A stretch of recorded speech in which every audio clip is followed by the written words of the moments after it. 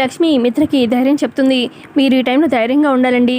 నేను మిమ్మల్ని నమ్మకపోతే మీరు బాధపడాలి. నేను మిమ్మల్ని నమ్ముతున్నాను కదండి, మీరేంటో నాకు తెలుసు అని చెప్పి లక్ష్మి అలా చెప్తూ ఉంటే ఇక మిత్ర లక్ష్మిని హక్ చేసుకుంటాడు. ఎప్పటికీ నాకు తోడుగా నువ్వు ఉండాలి లక్ష్మి అని చెప్పి అంటూ ఉంటాడు మిత్ర. నేను మిమ్మల్ని వదిలి ఎక్కడికి వెళ్తానండి, నేను ఎప్పటికీ మీతోనే ఉంటాను. మీ మీద పడ్డ ఈ నిందని నేను తుడుస్తాను.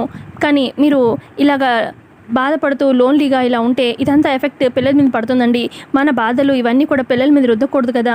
పిల్లల్ని తీసుకొచ్చే టైం అయింది. మీరు ఇవన్నీ బాధలు ఇవన్నీ వదిలేసేయండి అని నేను చూసుకుంటాను. మీరు ఆఫీస్ పనుల మీద కాన్సన్ట్రేట్ చేయండి అని చెప్పి మిత్రకి చెప్తుంది. సరే సరే లక్ష్మి, ఇక నుంచి నేను నువ్వు చెప్పినట్టే ఆఫీస్ పని మీద వర్క్ చేస్తాను.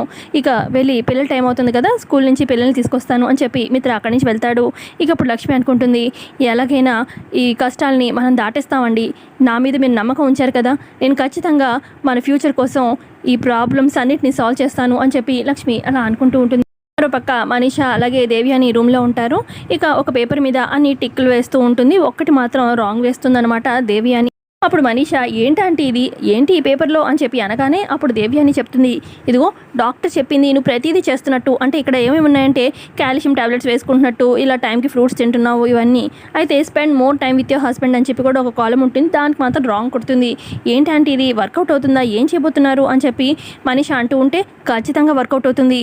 నువ్వు ఎలాగో మిత్ర చేత తాళి కట్టించుకోకపోయినా ఇంటికి కోడలు అయ్యావు, ప్రెగ్నెంట్ అవ్వకపోయినా ప్రెగ్నెంట్ అన్నట్టుగా అందరూ ఇంట్లో నమ్ముతున్నారు. మెయిన్గా అరవింద్ అక్క నేను నమ్మేంత వరకు నీకు ఏ ప్రాబ్లం ఉండదు. అయితే నువ్వు ఎక్కువగా మిత్రతో టైం స్పెండ్ చేస్తేనే కదా నువ్వు ఏదైనా సాధించగలుగుతావు. సో ఎక్కువ నువ్వు పిల్లల్ని దూరం చేసి నువ్వు ఎక్కువగా మిత్రకి దగ్గరగా ఉండాలి. రోజు పిల్లలు మిత్ర దగ్గరగా పడుకుంటారు, కానీ నువ్వు ఎక్కువగా ఉండేలా చూసుకోవాలి అని చెప్పి దేవి అని చెప్తుంది. అలా ఎలా పాసిబుల్ ఆంటీ, అసలు పిల్లల్ని దూరం చేయడం అనేది మిత్ర కూడా ఒప్పుకోడు కదా అనగానే మిత్ర ఒప్పుకోడు, కానీ అరవింద్ అక్క చెప్తే ఒప్పుకుంటాడు కదా. సో అరవింద్ అక్క వస్తుంది, మన ప్లాన్ స్టార్ట్ చేద్దాము అని చెప్పి ఇక అరవింద్ అటువైపుగా వీళ్ళ రూమ్ వైపు వస్తూ ఉంటే ఇక అప్పుడే ఆ పేపర్ని కిందకి విసిరి కొడుతుంది అనమాట దేవి అని. ఏంటిది డాక్టర్ చెప్తుంది అన్నీ చేస్తున్నావు, ఇది మాత్రం అవదా అని చెప్పి అనగానే లేదాంటీ నా వల్ల కాదు అని చెప్పి మనీషా అంటూ ఉంటుంది. అప్పుడు తిడుతూ ఉంటుంది దేవి అని, ఏంటి మనీషా మీద అరుస్తున్నావు అని చెప్పి అరవింద్ అంటూ ఉంటే చూడక్క డాక్టర్ చెప్పినవి అన్నీ చేస్తుంది, ఇది మాత్రం అవదంట అనగానే ఏముంది ఇందులో అని చెప్పి ఆ పేపర్ చూడగానే spend more time with husband దానికి రాంగ్ కొట్టుంటుంది. ఇక దేవి అని చెప్తుంది, చూడు మిత్రతో ఎక్కువగా తనకి టైం స్పెండ్ చేయాలని ఉంటుంది, ఏ ఆడదానికైనా హస్బెండ్తోనే ఉండాలని ఉంటుంది కదా, కానీ తనేమో అలా కుదరదు అది ఇదని చెప్పి అంటుంది అని చెప్పి అనగానే అప్పుడు మనీషా అవునంటీ ఇప్పుడు నాకు మిత్రతో ఉండాలని ఉంటుంది, కానీ పిల్లలు ఇంపార్టెంట్ కదా, పిల్లలతో ఎక్కువ టైం స్పెండ్ చేస్తాడు మిత్ర. ఇక మార్నింగ్ టైం ఏమో ఆఫీస్ పనిలో బిజీ, ఇక నా కోసం టైం స్పెండ్ చేయడం అని చెప్పడం కరెక్ట్ కాదు కదా, అదే చెప్తున్నాను అని మనీషా అంటూ ఉంటే అప్పుడు దేవి అని చూడక్క నువ్వేనా అని చెప్పి అనగానే అప్పటికి అరవింద ఆ పేపర్ మీద తీసుకొని spend more time with husband అనేది టిక్ వేస్తుంది. మనీషా నువ్వు హస్బెండ్ ఎవరైనా కూడా వైఫ్ అనేది హస్బెండ్తో ఉండాలి, టైం ఎక్కువ స్పెండ్ చేయాలి, అది కూడా ప్రెగ్నెన్సీ టైంలో అని ఎవరికైనా ఉంటుంది.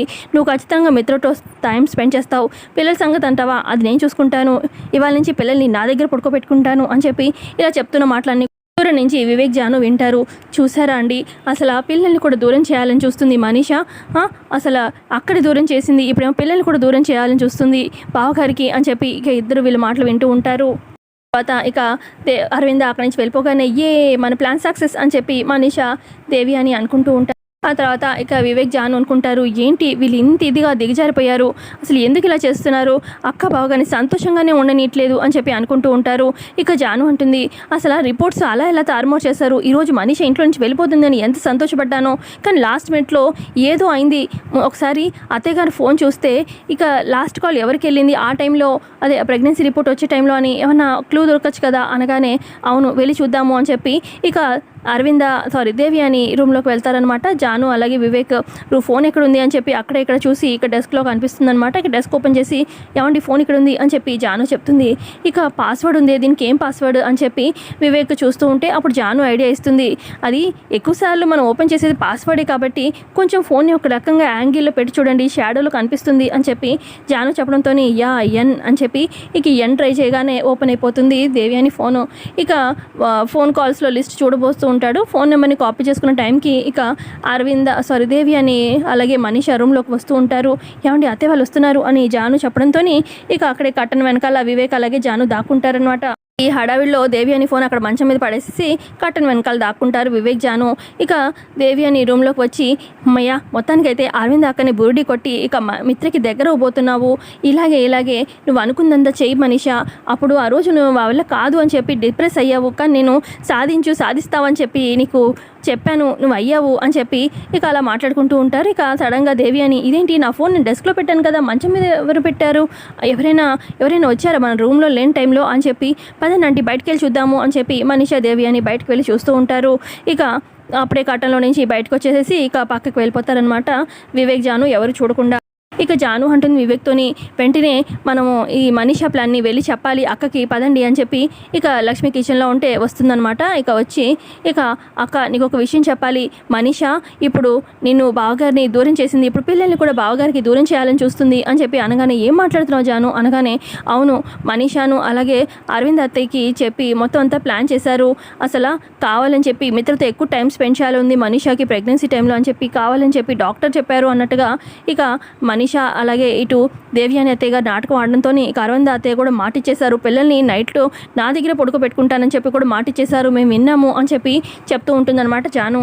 లక్ష్మి, ఇదేంటి అత్తయ్య గారు ఇలా చెప్పడం ఏంటి, అసలు నేను ఎంత బాధపడినా పర్వాలేదు, కానీ పిల్లలు బాధపడితే నేను అస్సలు తట్టుకోలేను, నేను ఏదో ఒకటి చేస్తాను అని చెప్పి అనగానే, కానీ అరవింద్ అత్తయ్య మాట ఇచ్చేశారు కదా, ఇప్పుడు ఎలా ఏం చేస్తావు అని చెప్పి అంటూ ఉంటారనమాట వివేక్ జాను. ఇక వివేక్ జాను ఇలా వివేక్ అంటాడు, పోనీ వదిన నేను పెద్దమ్మతో మాట్లాడతాను, అసలు మనీషా గుట్టు ఇదంతా ప్లాన్ చేస్తుందని చెప్పి మేమిద్దరం వెళ్ళి మాట్లాడతాము పెద్దమ్మతోని అని చెప్పి ఎంతో కొంత తనని మనం ఆపాలి కదా అని చెప్పి అంటూ ఉంటే, అప్పుడు లక్ష్మి, వద్దు వివేక్, మళ్ళీ మీరు అరవింద్ అత్తయ్య దృష్టిలో చెడ్డవకండి, మన దగ్గర ఏ ప్రూఫ్ లేకుండా ఆధారం లేకుండా మనం ఏమీ చేయలేం కదా, ఎవరు నమ్మరు కూడా అని చెప్పి లక్ష్మి అంటుంది.